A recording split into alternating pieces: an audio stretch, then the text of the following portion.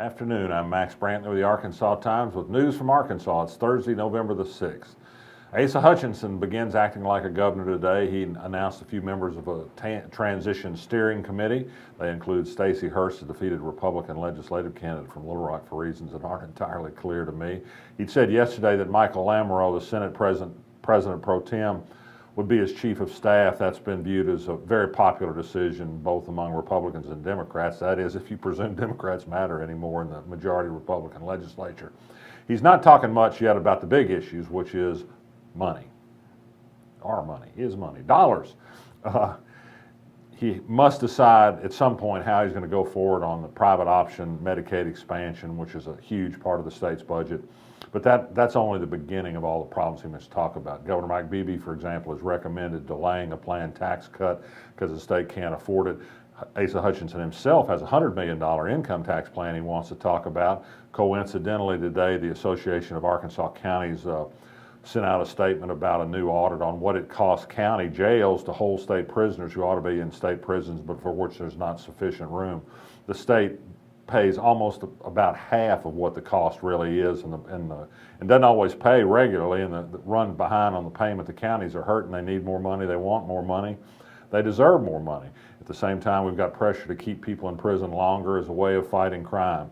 Being a governor in the next few years is not going to be easy. Mike Beebe might be happy that he's going home to Searcy to the golf course.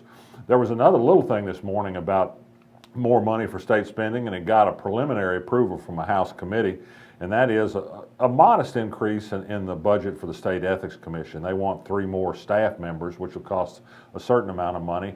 They're overworked, understaffed. They need a better office for sure. And the work is just heavier. In the partisan atmosphere, there are a lot more complaints filed, and the Ethics Commission spends all of its time reacting to complaints. It can't really do some of the systematic work it needs to do itself. I hope it gets a bigger budget. I wish they were independent from the legislature, who are the very people they must look into sometimes, and that makes their jobs very hard. Elsewhere around today, voting in Arkansas was up substantially, we now know. Don't have the final figures yet. We ran contrary to the country as a whole, where voter participation continues to drop nationwide. Perhaps it was our Senate race. As much as people complained about all the campaign advertising that bothered everybody so much, maybe it did push people to go to the polls. I'd urge people who don't look at our Arkansas blog regularly to check in and look for a little film clip of Bluto Blutarski for Animal House.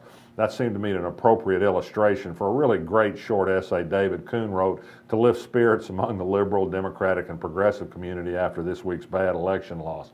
There's a good fight left to be fought for an awful lot of people, and awful lot of people in need whose wherewithal and livelihood was perhaps forgotten in some of the election outcomes on Tuesday. I recommend David Koon. Finally, the big local news today is that Uber, the ride-sharing service, which has been in negotiations with the city of Little Rock for an ordinance to cover its operation here, has decided to go ahead and start operation without an ordinance. And this is after a week in which the ordinance was delayed at Uber's request.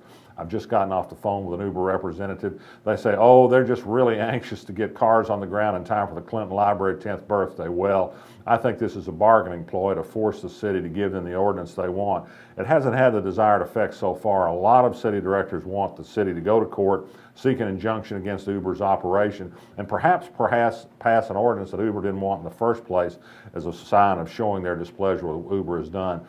I think Little Rock can use Uber. It gets good reports in other cities, but I don't think just because they're rich, they should act like they're bigger than the law, and I hope they get at least a wrist slap in return for this. I think that'll be it for today. I'm Max Brantley. I'll be back Friday.